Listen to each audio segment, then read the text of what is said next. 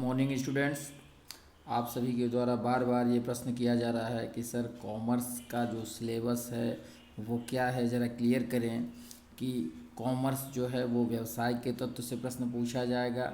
Exam जो final होने वाले हैं उसमें प्रश्न कहाँ से आएगा, व्यवसाय के तत्व से या बही खाता तथा लेखा शास्त्र से या दोनों से। तो बहुत सारे कन्फ्यूजन होना स्वाभाविक भी है, क्योंकि पिछले वर्ष जो जैक बोर्ड का एग्ज़ाम हुआ था उसमें दोनों बुक से जो है कि क्वेश्चन मिक्स करके बना दिया गया था। इस वजह से थोड़ी सी कन्फ्यूजन बच्चों में ज़्यादा बनी हुई है। तो इसी कन्फ्यूजन को दूर करने के लिए मैं आज एक छोटा सा वीडियो लेकर के आया हूँ।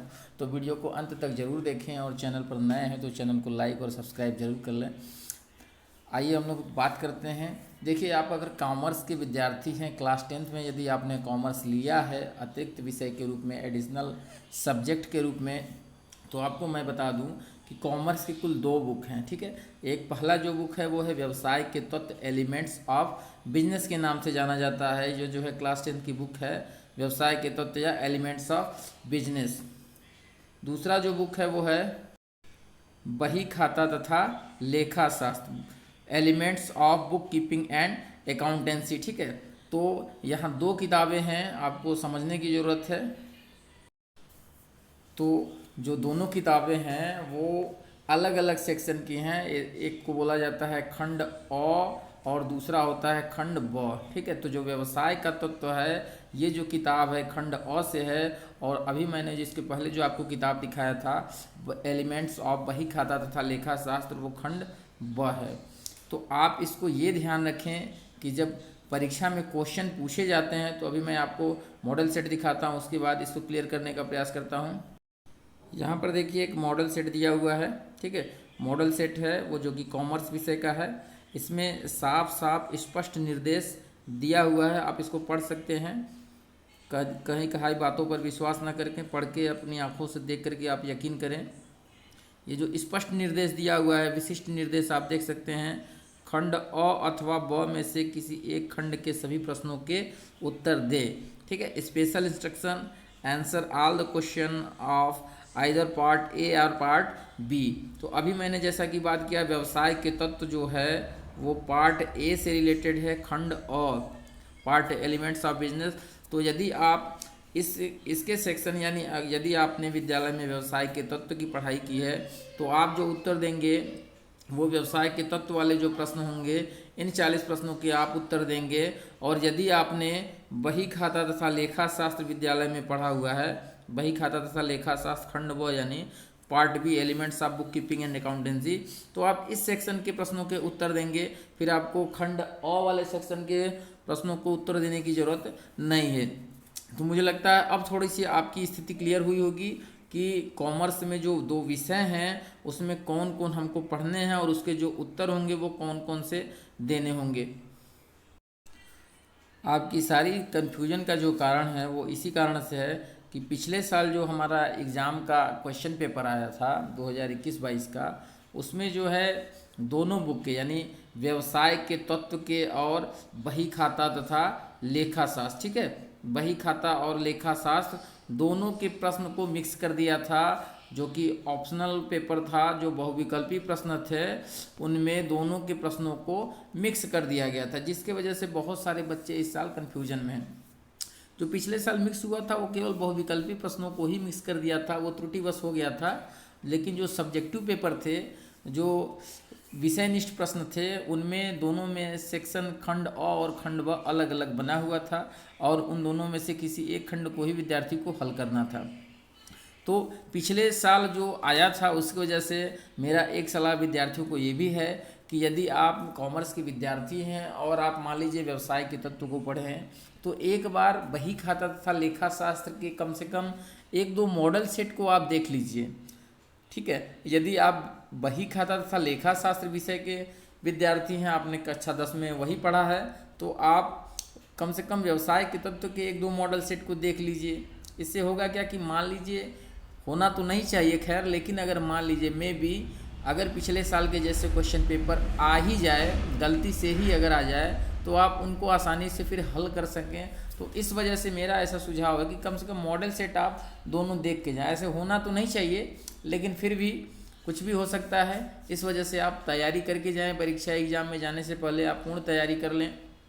अब कुछ लोगों ने ये भी पूछा था कि सर जो व्यवसाय का तत्व है उसमें कौन कौन से चैप्टर से प्रश्न आएंगे, थोड़ा सिलेबस क्लियर करें। तो इस पर भी हम लोग थोड़ा सा बात करते हैं।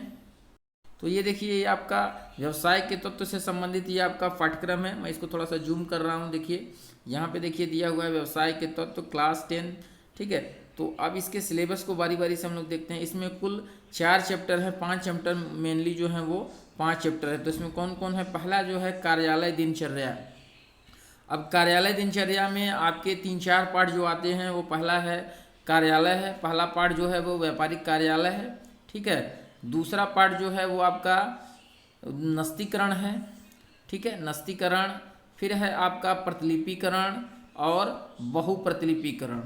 ये जो 4 चैप्टर हैं ये आपके कार्यालय से हैं। सॉरी, एक चैप्टर और है वो है अनुक्रमणिका, ठीक है। तो ये जो 5 चैप्टर है ये कार्यालय दिनचर्या के अंतर्गत आ जाएंगे। फिर उसके बाद नेक्स्ट चैप्टर है वो है व्यापारिक पत्र व्यवहार। अब पत्र व्यवहार में देखिए इसमें भी 4-5 चैप्टर हैं, वो हैं आपको किताब में सिलेबस पूरा हुआ है। इस पर बात करते हैं हम लोग। जो पत्र व्यवहार है इसमें आएगा आपका पहला है कार्यालय में आने व जाने वाले पत्रों का लेखा, ठीक है। ये दूसरा चैप्टर है आपकी किताब की।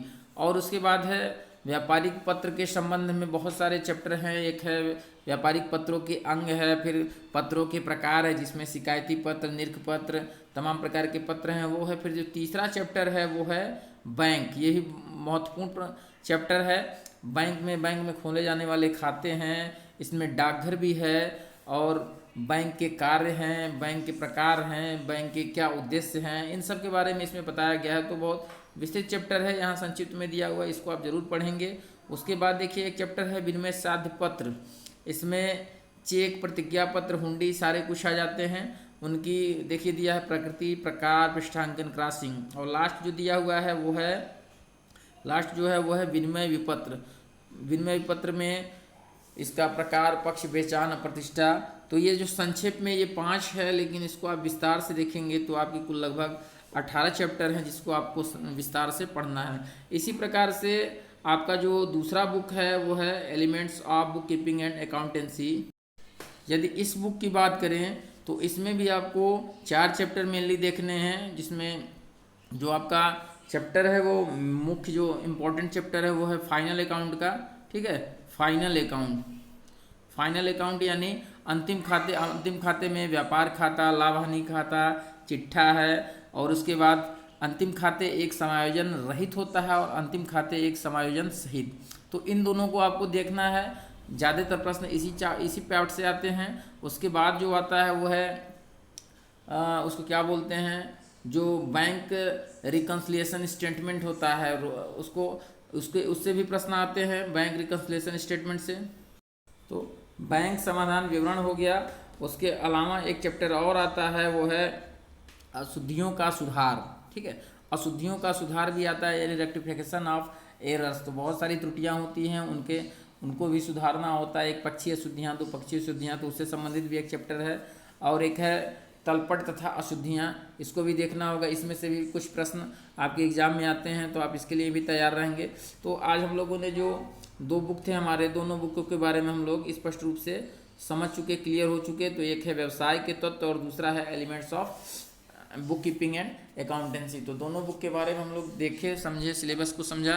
तो मुझे लगता है कि अब हम लोग की स्थिति कुछ क्लियर हो गई कि हमें परीक्षा हाल में क्या तैयार करके जाना है। तो कल की परीक्षा के लिए मेरी तरफ से, मेरे चैनल कॉमर्स गुरु की तरफ से आप सभी को बहुत बहुत शुभकामनाएं। आपका परीक्षा अच्छा आ जाए, यही मेरी उम्मीद है। और आप जब पेपर दे करके आएँ तो ज़रूर बताएं कि आपने कितने प्रश्न सही किए और आपके कितने क्वेश्चन मेरे बनाए गए जो क्वेश्चन था, जो वीवीआई क्वेश्चन है, उससे कितने मैच किए। आप ज़रूर कमेंट करके बताएं। वीडियो देखने के लिए आप सभी का बहुत बहुत धन्यवाद। और आप यदि चैनल पर नए हैं तो चैनल को सब्सक्राइब कर लें।